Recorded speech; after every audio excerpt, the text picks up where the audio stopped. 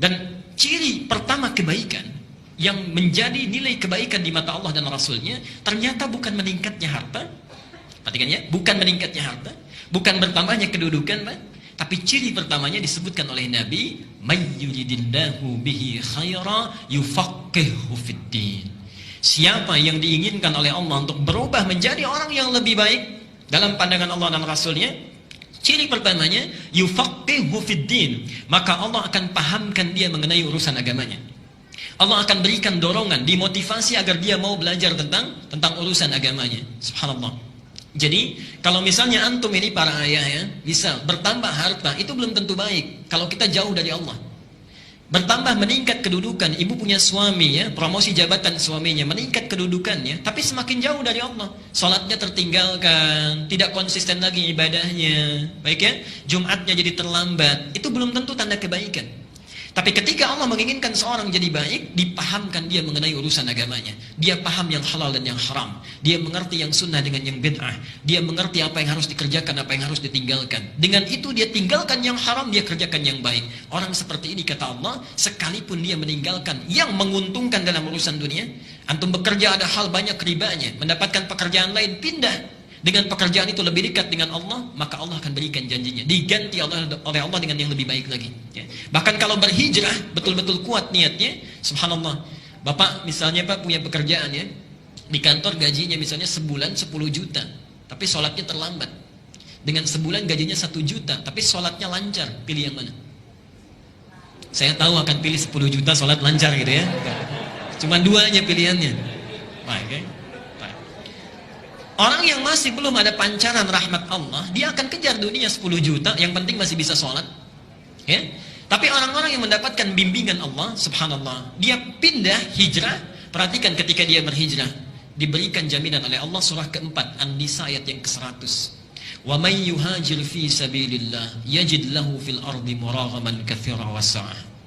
Siapa yang bertekad hijrah kepada fi sabilillah, jalan aktivitas kehidupan yang ada naungan Allah di situ, lebih dekat dengan Allah, maka Allah berjanji yajid lahu fil ardi muraghaman katsira wasa'ah. Harta yang dia anggap rugi, Allah akan ganti dengan yang lebih banyak. Dan kehidupannya akan lapang tanpa masalah. Kurang dari penyakit, di rumah berkah nggak pernah ada persoalan. Antum gaji 10 juta, tiap ke rumah cekcok terus dengan istri misalnya, kan nyaman juga. Ya. Gaji 10 juta tapi anak selalu sakit.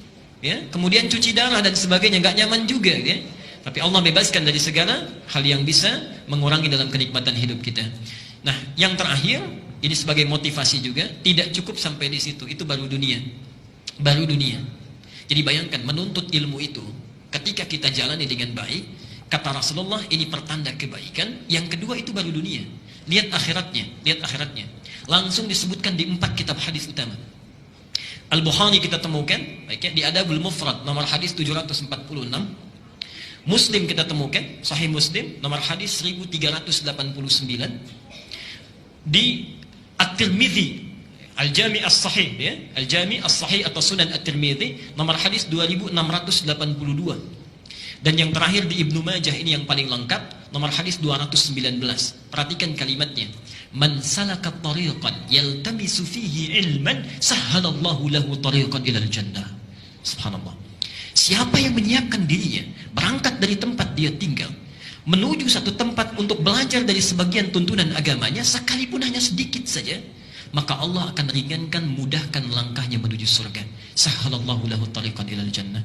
Ibu dan bapak sekalian, saya tidak henti-hentinya mengingatkan, hadis ini diambil oleh seseorang yang menempuh jalan dari Madinah ke Syam. Syam di Syria, yang jaraknya kalau pakai bis itu sehari semalam. Ini beliau berjalan, tadinya pakai kendaraan, dalam riwayat disebutkan unta, tengah jalan berjalan kaki. Bayangkan, jalan kaki itu, dari Madinah sampai dengan Syria hanya untuk mendapatkan satu hadis ini saja. Sampai di tempat yang dituju, ditanya oleh sahibul hadisnya, yang punya hadis, "Indaka haja ukhra?" Anda tidak punya keperluan lain? Apa jawabannya? La faqat uridul hadis. Tidak, saya hanya menginginkan satu hadis yang saya dengar orang lain tidak memilikinya kecuali Anda saja. Jalan kaki hanya untuk mendapatkan hadis. disebutkanlah hadis yang tadi. Kalau orang dulu bisa jalan kaki untuk dapat satu hadis saja, antum oleh Allah diberikan fasilitasnya, ada kendaraannya, ada yang punya sepeda, ada yang punya motor, ada yang punya mobil, masjidnya bahkan dihadirkan dekat di samping kita, keadaannya bagus, ada AC-nya kalau di luar panas, ada hangat karpetnya kalau di luar dingin, ya nikmat keberadaannya. Kalau dengan seperti itu belum juga termotivasi untuk sekedar mengikuti satu takdim, maka dengan cara apa lagi Allah mesti menjadikan kita orang baik? Dan itu akan ditanya.